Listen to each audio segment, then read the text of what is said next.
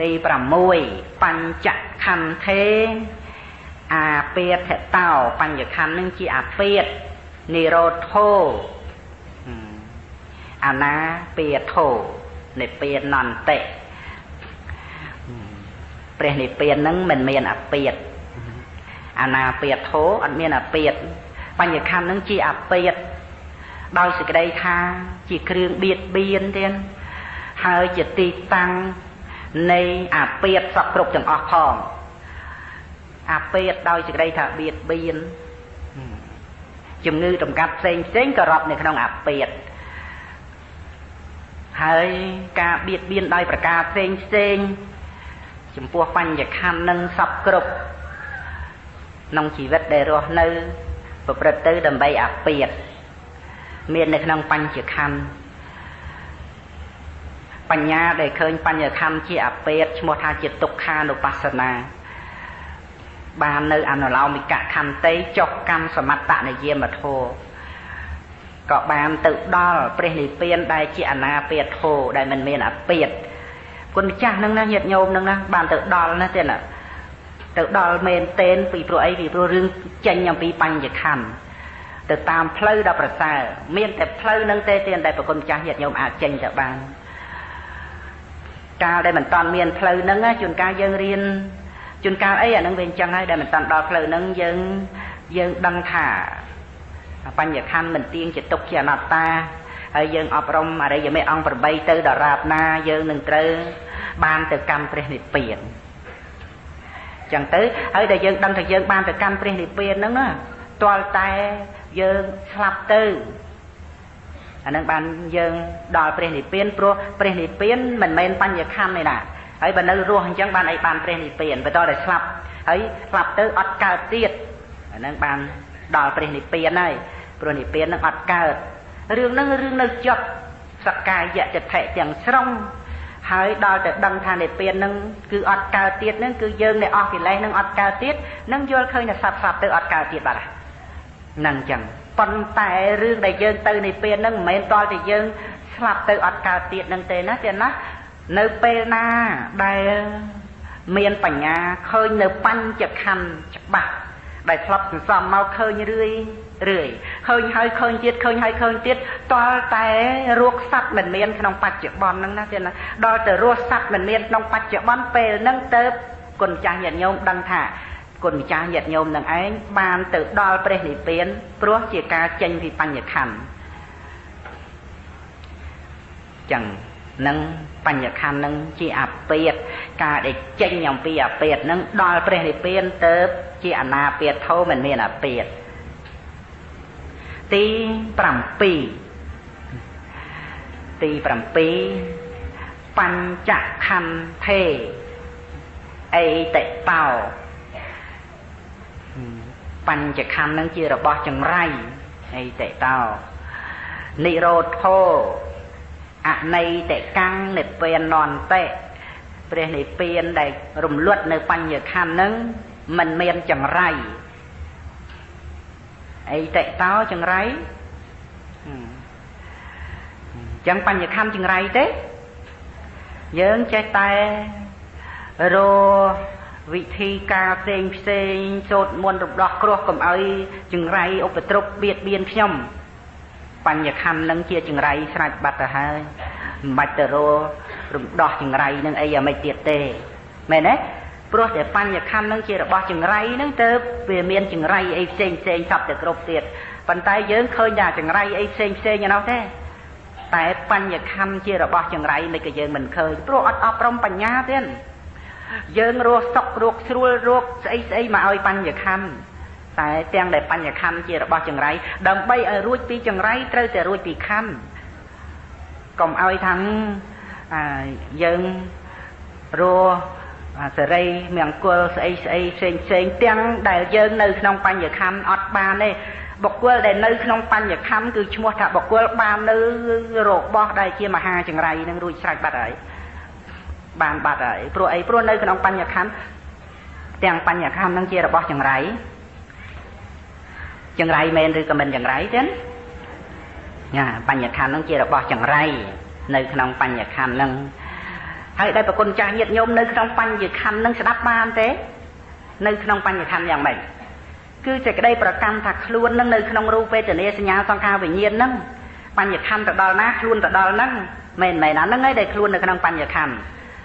ហើយដែលខ្លួនចេញផុតពីបញ្ញខណ្ឌហ្នឹងគឺរំលត់សេចក្តីប្រកាន់ហ្នឹងទៅគ្រឿងដែលទៅរំលត់ហ្នឹងឈ្មោះថាជាផ្លូវឈ្មោះថាជាយានជំនិះហើយបាត់ប្រគុណចាស់ញាតិញោមពីបញ្ញខណ្ឌទៅឈ្មោះថាប្រគុណចាស់ញាតិញោមចេញពីបញ្ញខណ្ឌចេញតាមផ្លូវហ្នឹងចេញតាមយានជំនិះហ្នឹងហើយតែចេញផុតពីខណ្ឌពាក្យថាផុតពីខណ្ឌគឺនៅពេលហ្នឹងហើយណាទេណាគឺជាកន្លែងមួយដែលអត់មានចង្រៃគឺជាកន្លែងមែនទេណាជាឋានមែនទេណាដែលយើងត្រូវនិយាយជាប់ទៅដោយបញ្ញត្តិហ្នឹងគឺត្រូវតែជាកន្លែងជាឋានអមតៈឋានបរមសុខប៉ុន្តែឋានហ្នឹងមិនមែនឋានដោយកាមភពរូបភពអរូបភពនេះទេគឺជាឋានដែលប្រសិជ្ជភពឋានដែលអត់មានទុក្ខអត់មានរោគអត់មានដែលជាបោកដែលជាសដែលជារបស់លំបាកដែលជារបស់ចង្រៃដែលជាអាពាធអីសពគ្រប់វាអត់មានឋាននឹងវាអត់ស្លាប់ឋានអត់ជារាជាធិនឹងអញ្ចឹងឋាននឹងមិនមែនកន្លែងមានផែនដីមានអីទេណាតែគឺជាឋានមួយដែលប្រគុណចាស់ញាតិញោមទៅដល់ហើយបើយើងឆ្ងល់សួរទៅថាយីនិព្វានជាអនត្តាអត់មានសត្វបុគ្គលទូខ្លួនច្បាស់ណាស់ចុះហេតុអីបានជាលោកគ្រូថាគុណម្ចាស់ញាតិញោមនឹងបានទៅដល់និព្វានបើអញ្ចឹងមិនខ្លួនទៅដល់និព្វានណាអាហ្នឹងបើសិនជាឆ្ងល់អញ្ចឹងអាហ្នឹងក៏ជ្រាបទៅជាជំនួយស្មារតីណាទេណាព្រោះតែនិព្វានជាអនត្តានឹងហើយទៅបានជាប្រគុណម្ចាស់ញាតិញោមនឹងបានទៅដល់និព្វានកើតពីព្រោះប្រគុណម្ចាស់ញាតិញោមដែលបានទៅដល់និព្វានហ្នឹងណាពីព្រោះទៅតាមផ្លូវនៃបញ្ញាដែលឃើញបញ្ញខណ្ឌហ្នឹងជាអនត្តាដែរក្នុងបញ្ញខណ្ឌអត់ប្រគុណម្ចាស់អត់ញាតិញោមនឹងហើយបានជាប្រគុណម្ចាស់ញាតិញោមនឹងត្រូវបានផុតពីបញ្ញខណ្ឌដល់នៅព្រះនិព្វានបើសិនជាព្រះនិព្វានជាអត្តាជាទូខ្លួននឹងធ្វើម៉េចប្រគុណម្ចាស់ញាតិញោមបានទៅដល់និព្វានកើតបើក្នុងបញ្ញខណ្ឌនឹងបញ្ញាឃើញច្បាស់ថាសត្វបុគ្គលអត់មានបញ្ញាឃើញថាជាអនត្តាហើយបើព្រះនិព្វានជាអនត្តាធ្វើម៉េចប្រគុណម្ចាស់ញាតិញោមទៅដល់ព្រះនិព្វានព្រោះតែព្រះនិព្វានជាអនត្តានឹងហើយទៅប្រគុណម្ចាស់ញាតិញោមនឹងឯងបានទៅដល់ព្រះនិព្វានរឿងនិព្វាននឹងដែលត្រូវដឹងហ្នឹងគឺត្រូវទៅដល់នឹងតែម្ដងទៀតកាលណាបើបញ្ញាឃើញច្បាស់បញ្ញខណ្ឌនឹងឯងអត់មានសត្វបុគ្គលហើយគឺបានដីថាប្រគុណម្ចាស់ញាតិញោមដែលធ្លាប់ទៅនៅក្នុងបញ្ញខណ្ឌនឹងធ្លាប់តែអង្គុយក្នុងបញ្ញខណ្ឌនឹងបានចេញពីបញ្ញខណ្ឌនឹងកន្លែងហ្នឹងចេញពីបញ្ញខណ្ឌទៅដល់ព្រះនិព្វានទាំងដែលនិព្វាននឹងជាអនត្តាតែប្រគុណម្ចាស់ញាតិញោមដល់និព្វានហ្នឹងរឿងដល់និព្វានដែលផុតចាកខណ្ឌផុតចាកទុកទាំងពួងនឹងចឹងហើយបញ្ចខន្ធេឧបតវៈតោបញ្ចខន្ធនឹងឯងជាឧបទ្រពនិរោធោអនុបតវៈនិព្វានអន្តៈព្រះនិព្វាននឹងមិនមានឧបទ្រពចឹងហើយបញ្ចខន្ធេភយតោបញ្ញខន្ធនឹងជាភ័យនិរោធោអភិយ៉ាងនិព្វានអន្តៈព្រះនិព្វាននឹងមិនមានភ័យបញ្ចខន្ធេឧបសគ្គតោបញ្ចខន្ធនឹងជាឧបសគ្គនិរោធោអនុបសគ្គនិព្វានអន្តៈព្រះនិព្វានមិនមានឧបសគ្គឃើញទេ10ហើយឃើញទេ10ហើយ6ហ្នឹងបញ្ញខណ្ឌចង្រៃ7បញ្ញខណ្ឌជាឧបទ្រព8បញ្ញខណ្ឌជាភ័យ9បញ្ញខណ្ឌនឹងឯងជាឧបសគ្គប្រមាណហើយរាប់តាមនឹងទៅឃើញហើយក្នុងពួកទុកនឹងទី1បញ្ញខណ្ឌជាទុកទី2បញ្ញខណ្ឌជារោគទី3បញ្ញខណ្ឌជាបោក